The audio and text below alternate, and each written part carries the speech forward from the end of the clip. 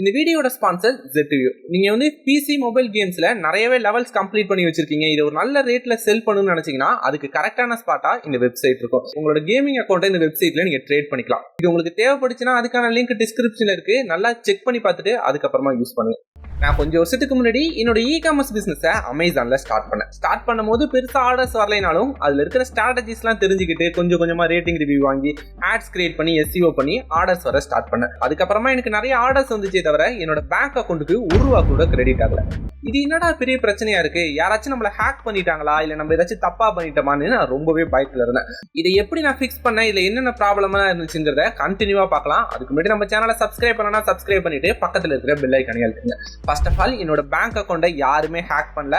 அமேசான்லயும் நான் எல்லா ப்ராசஸையும் கரெக்டாக தான் பண்ணேன். நான் பண்ண மிஸ்டேக் என்னன்னா கரெக்டாக ப்ராஃபிட் கால்குலேட் பண்ணது தான்.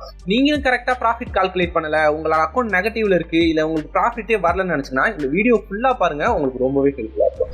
ஃபர்ஸ்ட் ஆஃப் ஆல் அமேசான்ல நான் ஒரு பிசினஸ் ஸ்டார்ட் பண்றதுக்கு முன்னாடி நமக்கு என்னென்ன சார்ஜஸ்லாம் அமேசான் சைட்லேருந்து எடுப்பாங்க, நம்ம ஒரு ஆட்ஸ் கிரியேட் பண்ணா நம்மளோட அக்கௌண்ட்லேருந்து எவ்வளோ சார்ஜஸ் போகும், எண்ட் ஆஃப் த டே நம்மளோட பேங்க் அக்கௌண்ட்டுக்கு எவ்வளோ வருங்கிறத கிளியரா தெரிஞ்சுக்கிட்டு தான் நம்ம அந்த பிசினஸே ஸ்டார்ட் பண்ணிருக்கணும். இது எதுவுமே பண்ணாததுனால தான் என்னோட பேங்க் அக்கௌண்ட்டுக்கு ₹1 கூட வரல. இது எல்லாத்தையும் கண்டுபிடிச்சு நான் ஃபிக்ஸ் பண்றதுக்குள்ளே ஒரு 12,000 கிட்ட எனக்கு லாஸ் ஆயிடுச்சு. ஃபர்ஸ்ட் ஆஃப் ஆல் நான் பண்ண மிஸ்டேக் என்னன்னா அமேசான்ல என்னென்ன சார்ஜஸ் இருக்குங்கிறத நான் ஃபைண்ட் பண்ணாம விட்டுட்டேன். இப்போ ஃபர்ஸ்ட் நம்ம அமேசான்ல என்னென்ன சார்ஜஸ் எல்லாம் இருக்கும், நீங்க எப்படி உங்களோட ப்ராடக்ட்டை ப்ராஃபிட்டபிளா செல் பண்ணலாம்னு பார்க்கலாம். அமேசான் வெப்சைட்ல நீங்க ஒரு ப்ராடக்ட்டை ₹300 செல் பண்றீங்கன்னா உங்களுக்கு சார்ஜஸ் எல்லாம் போக எவ்வளவு பேங்க் அக்கௌண்ட்டுக்கு வரும்னு ப்ராஃபிட் கால்குலேட் பண்றது ரொம்பவே கஷ்டமான ப்ராசஸ். ஏன்னா அமேசான்ல டைரக்டாவோ இன்டைரக்டாவோ நிறைய சார்ஜஸ் போட்டு வச்சிருப்பான். இது எல்லாத்தையும் போட்டு கன்ஃபியூஸ் பண்ணாம ரொம்பவே சிம்பிளா அமேசானுக்கு நம்ம எப்படி ப்ராஃபிட் கால்குலேட் பண்ணும், என்னென்ன சார்ஜஸ் நம்ம மெயினா பே பண்ணுங்கிறத டீடைலா பார்க்கலாம். இதுல ரொம்பவே இன்டெப்தா போய் உங்களை கன்ஃபியூஸ் பண்ணாம சிம்பிளா இதுல என்னென்ன சார்ஜஸ் இருக்குன்னு பார்க்கலாம். ஃபர்ஸ்ட் அமேசான் நம்ம எந்த வித சார்ஜஸுமே முன்னாடியே பே பண்ண மாட்டோம். ஒரு லிஸ்டிங் கிரியேட் பண்றதா இருக்கட்டும், இல்ல அதுல இமேஜஸ் ஆட் பண்றதா இருக்கட்டும், A+ கண்டென்ட் கிரியேட் பண்றதா இருக்கட்டும், இது எதுக்குமே நம்ம எக்ஸ்ட்ரா ₹1 கூட பே பண்ண மாட்டோம். நமக்கு எப்போ ஒரு ஆர்டர் ஜெனரேட் ஆகுதோ அதுல என்ன அமேசானுக்கு நம்ம பே பண்ற மாதிரி இருக்கும். இதுல என்னென்ன சார்ஜஸ்லாம் நம்ம கண்டிப்பா பே பண்ணணுங்கிறத டீடைலா பார்க்கலாம். இது ரொம்பவே சிம்பிளா சொன்னா உங்களுக்கு ஒரு ஆர்டர் ரிசீவ் ஆனிச்சுன்னா அமேசான் உங்கள்ட்ட இருந்து 3 சார்ஜஸ் வாங்குவான். ஒன்னு ரெஃபரல் சார்ஜஸ், இன்னொன்னு ஃபிக்ஸ்டு க்ளோசிங் ஃபீ, இன்னொன்னு ஷிப்பிங் சார்ஜஸ். இந்த 3 சார்ஜஸும் நீங்க கண்டிப்பா பே பண்ற மாதிரி இருக்கும். ஃபர்ஸ்ட் இந்த ரெஃபரல் சார்ஜஸ்னா என்ன, இது எதுக்காக நம்ம பே பண்ணுங்கிறத டீடைலா பார்க்கலாம். அமேசான் வெப்சைட்டை யூஸ் பண்ணி நம்மளோட ப்ராடக்ட்டை செல் பண்றோம்ல, இதுக்காக அமேசான் வந்து நிறையவே ஸ்பெண்ட் பண்ணிருப்பான். எக்ஸாம்பிள் அவனோட லேண்டிங் பேஜை நல்லா ஆப்டிமைஸ் பண்றதா இருக்கட்டும், நிறைய பேர்கிட்ட அட்வர்டைஸ் பண்ணி அவனோட வெப்சைட்டை ப்ரமோட் பண்றதா இருக்கட்டும், இந்த மாதிரியே நிறையவே உருட்டுவான்.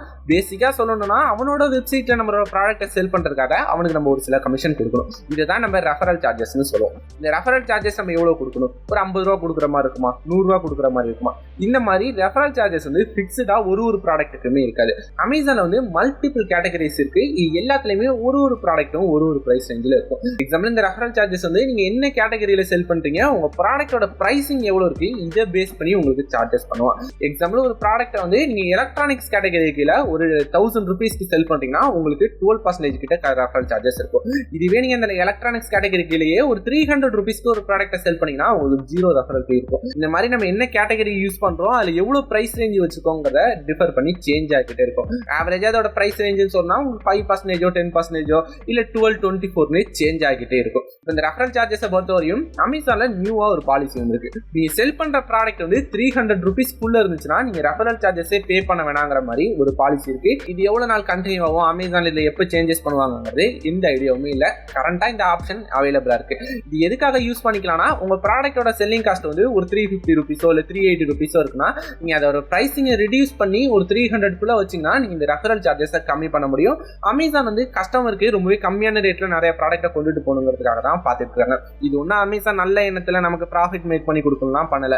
ரீசனா அவனோட காம்படிட்டரா இருக்கிற நிறைய வெப்சைட்டா இருக்கட்டும், மீசோ மாதிரியான வெப்சைட்ல நிறைய சேல்ஸ் நடக்குது, நம்ம வெப்சைட்ல அவ்வளவு கம்மியான பிரைசிங் கொடுக்க முடியலங்க ஒரே ரீசனால தான் அவன் ரெஃபரல் சார்ஜஸை கம்மி பண்ணிக்கிறான். நீங்க ரீசெண்டா நோட் பண்ணி பாத்தீங்கன்னா ஒரு ₹500 இருக்கிற ஒரு ப்ராடக்ட் இருக்குன்னு வச்சுக்கலாம், அமேசானை கம்பேர் பண்ணும்போது மீசோலையும் பிளிப்கார்ட்லயும் பிரைசிங் கம்மியா இருக்கும். அதனால நிறைய பேர் லோ பிரைஸ்ல இருக்கிற ப்ராடக்ட்டை அமேசான்ல வாங்க மாட்டாங்க, பிளிப்கார்ட்லயும் மீசோலையும் தான் கன்சிடர் பண்றாங்க. இதை ஓவர் கம் பண்றதுக்காக தான் அந்த பாலிசியை கொண்டு வந்திருக்கான். ₹300 நீங்க செல் பண்ணீங்கன்னா உங்களுக்கு ரெஃபரல் சார்ஜஸ் கிடையாதுன்னு. ஓகே, நம்ம அப்ப அகைன் இந்த டாபிக் குள்ளே வரலாம். பேசிக்கா சொல்லணும்னா ஒரு ப்ராடக்ட் நம்ம அமேசான்ல செல் பண்றோம்னா அவன் வெப்சைட்டை யூஸ் பண்ணி செல் பண்றதுக்காக அவனுக்கு நம்ம கொடுக்குற கமிஷன் கமிஷன் தான் இந்த ரெஃபரல் சார்ஜஸ்.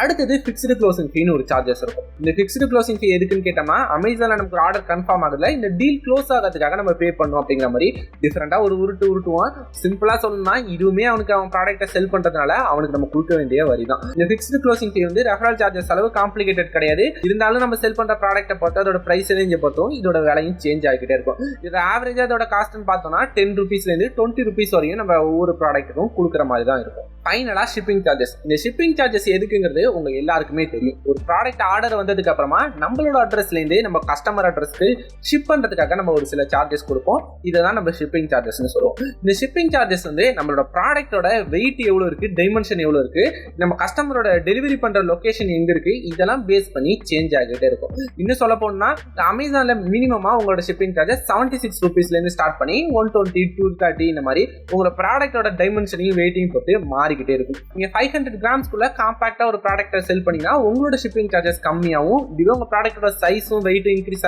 ஆக உங்களோட ஷிப்பிங் சார்ஜஸும் இன்க்ரீஸ் ஆகும். பேசிக்கா இதுதான் இந்த கான்செப்ட். இது நம்ம அகைன் ஒரு ரீகேப் பார்த்துடலாம். அமேசான்ல ஒரு ப்ராடக்ட் நம்ம செல் பண்ணா ரெஃபரல் சார்ஜஸ், ஃபிக்ஸ்டு க்ளோசிங் ஃபீ, நம்ம ப்ராடக்டோட ஷிப்பிங் ஃபீ, இது மூணுமே நம்ம பே பண்ற மாதிரி இருக்கும்.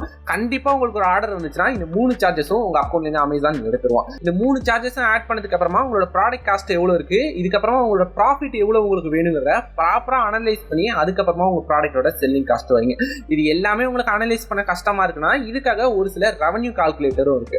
அதோட லிங்க்குமே நான் டிஸ்கிரிப்ஷன்ல கொடுக்குறேன். அந்த லிங்கை ஓபன் பண்ணி உங்களோட காம்படிட்டரோட ஏஎஸ்என்எல்ல பேஸ் பண்ணிட்டீங்கன்னா அந்த ப்ராடக்ட் கேட்டகரிக்குள்ள அமேசானுக்கு நம்ம எவ்வளவு கமிஷன் பே பண்ணணும், நம்மளோட காஸ்ட் எவ்வளவு இருக்குங்கிறத நம்ம ஈஸியாவே கால்குலேட் பண்ணிக்கலாம். இப்போ நம்ம சொன்ன சார்ஜஸ் எல்லாத்தையும் ஆட் பண்ணி உங்களோட ப்ராஃபிட் எல்லாமே ஆட் பண்ணிட்டு ஃபைனலா ஒரு ப்ராடக்டோட பிரைஸ் வந்து ஒரு 600 கிட்ட வருதுன்னு வச்சுக்கலாம்.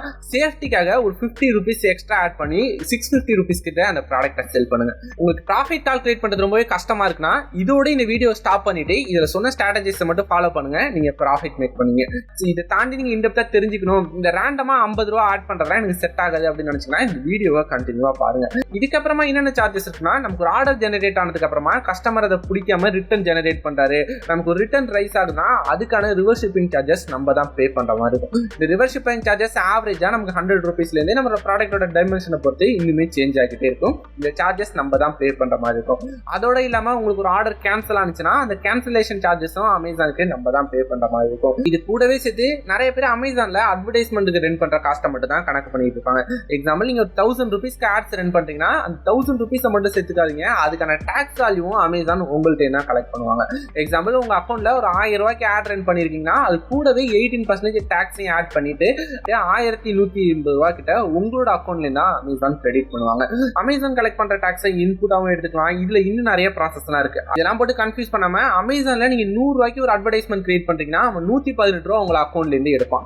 அமேசான்ல நம்ம ஆட்ஸ் கிரியேட் பண்றது இல்ல ரெஃபரல் சார்ஜஸ், ஷிப்பிங் சார்ஜஸ், இது எல்லாமே சேர்த்து அமேசானுக்கு நம்ம 10,000 ரூபீஸ் மந்த்லி பே பண்ற மாதிரி வருதுன்னா அது கூடவே அதுக்கான 18% டாக்ஸையும் அமேசான் நம்மளோட அக்கௌண்ட்ல தான் கிரெடிட் பண்ணிட்டு இருப்பான். இது எல்லாத்துக்கும் சேஃபர் சைடுக்காக தான் உங்களுக்கு நான் ஒரு 50 ரூபீஸ் எக்ஸ்ட்ராவா ஆட் பண்ண சொன்னேன். இப்போ அமேசான்ல எப்படி ப்ராஃபிட் கால்குலேட் பண்ணும், இதுல என்னென்ன சார்ஜஸ்லாம் இருக்குங்கிறது டீட்டெயிலா உங்களுக்கு புரிஞ்சிருக்கும்னு நினைக்கிறேன்.